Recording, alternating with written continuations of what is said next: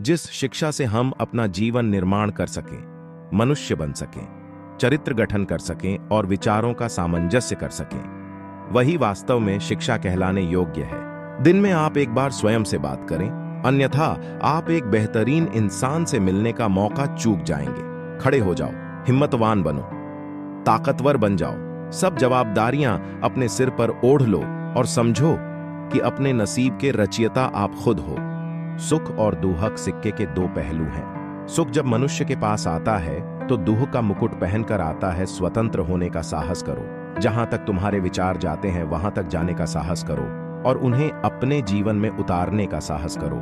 आदर्श, अनुशासन, मर्यादा, परिश्रम, ईमानदारी और उच्च मानवीय मूल्यों के बिना किसी का जीवन महान नहीं बन। कुछ मत पूछो, बदले में कुछ मत मांगी। जो देना है वो दो, वो तुम तक वापस आएगा, पर उसके बारे में अभी मत सोचो।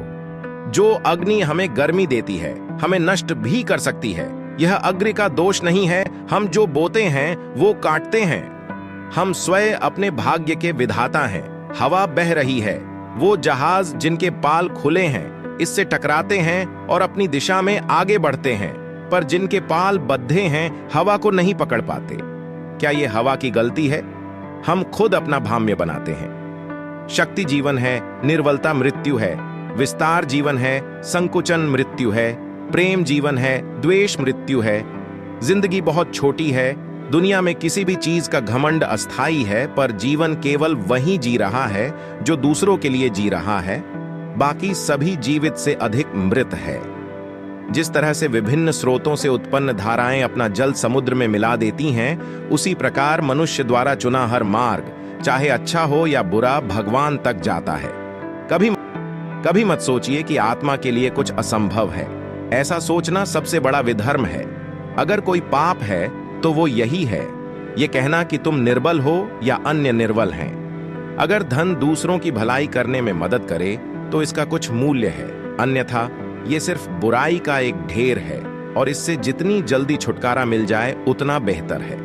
हम वो हैं जो हमें हमारी सोच ने बनाया है, इसलिए इस बात का ध्यान रखिए कि आप क्या सोचते हैं। शब्द गौण हैं, विचार रहते हैं, वे दूर तक यात्रा करते हैं। वेदांत कोई पाप नहीं जानता, वो केवल त्रुटि जानता है।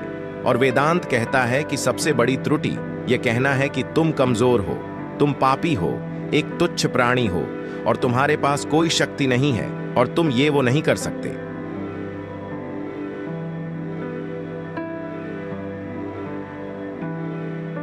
स्वयं में बहुत सी कमियों के बावजूद अगर मैं स्वयं से प्रेम कर सकता हूं, तो दूसरों में थोड़ी बहुत कमियों की वजह से उनसे घृणा कैसे कर सकता हूं?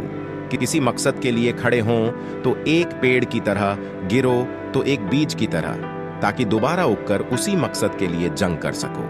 श्री रामकृष्ण कहा करते थे, जब तक मैं जीवित हूं तब तक मैं सीखता रहूंगा। वह व्यक्ति या वह समाज जिसके पास सीखने को कुछ नहीं है, वह पहले से ही मौत के जबड़े में है। पवित्रता, धैर्य तथा प्रयत्न के द्वारा सारी बाधाएं दूर हो जाती हैं। इसमें कोई संदेह नहीं कि महान कार्य सभी धीरे धीरे होते हैं। सच्ची सफलता और आनंद का सबसे बड़ा रहस्य यह है, वह पुरुष या स्त्री जो बदले में कुछ नहीं मांगता, पूर्ण रूप से निस्वार्थ व्यक्ति सबसे सफल है। प्रेम विस्तार है, स्वार्थ संकुचन है। इसलिए प्रेम जीवन का सिद्धांत है। वह जो प्रेम करता है जीता है, वह जो स्वार्थी है मर रहा है। इसलिए प्रेम के लिए प्रेम करो, क्योंकि जीने का यही एकमात्र सिद्धांत है। वैसे ही जैसे कि तुम जीने के लिए सांस लेते हो, तो तुम्हें अंदर से बाहर की तरफ विकसित होना है। कोई तुम्हें पढ़ा नहीं सकता, कोई तुम्हें आध्यात्मिक नहीं बना सकता। तुम्हारी आत्मा के अलावा कोई और गुरु नहीं है। पढ़ने के लिए जरूरी है एकाग्रता, एकाग्रता के लिए जरूरी है ध्यान। ध्यान से ही हम इंद्रियों पर संयम रखकर एकाग्रता प्राप्त कर सकते हैं।